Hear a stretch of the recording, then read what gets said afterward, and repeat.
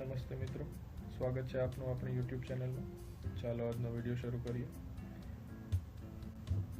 મિત્રો, જ્યારે આપણે ફોરેક્સ સેશન્સની વાત કરતા હોઈએ, જે આપણને ખૂબ જ મદદરૂપ થઈ શકે કે જે મુજબ આપણે આપણા આખા દિવસમાંથી ક્યારે ટ્રેડ કરવું તેનો નિર્ણય લઈ શકીએ.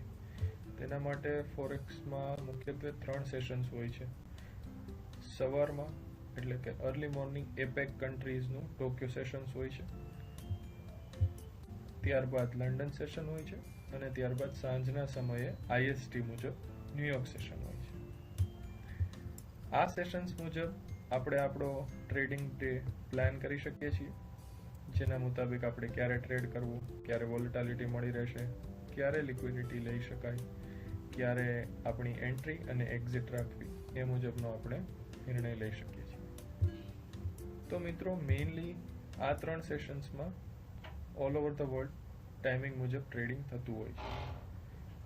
આપના માટે આપના સ્તરેથી ક્યુ આપની ટ્રેડિંગ સ્ટાઇલને અનુરૂપ આવે છે એ મુજબ આપણે ટ્રેડ કરવું જોઈએ. એશિયન સેશન્સમાં મેજરલી બહુ જ ઓછી મૂવ્સ જોવા મળતી હોય છે.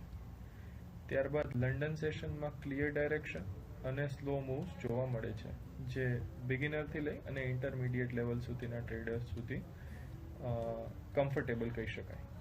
જ્યારે ન્યુયોર્ક સેશન છે એ સૌથી વધુ વોલેટાઇલ હોય છે, જેમાં રેન્ડમ મૂવ્સ અને ડાયરેક્શનલ મૂવ્સ બંને જોવા મળી શકે છે. જો તમે ન્યુયોર્ક સેશનમાં કોઈ પણ ઓપન થતા સમયે મૂવ મિસ કરી ચૂક્યા હો છો, તો ચાન્સ વધુ છે કે તમને બીજી અથવા ત્રીજી ઓપોર્ચ્યુનિટી પણ મળી શકે છે. તો આ મુખ્યત્વે 3 સેશન્સ હોય છે ફોરેક્સમાં: ટોક્યો એટલે કે એશિયન સેશન, લંડન સેશન અને ન્યુયોર્ક સેશન. ઈચ્છા રાખું છું કે આપને આ માહિતી ઉપયોગી થઈ હશે. વધુ માહિતી આવતા વિડીયોમાં નવા ટોપિક સાથે ફરી મળીશું.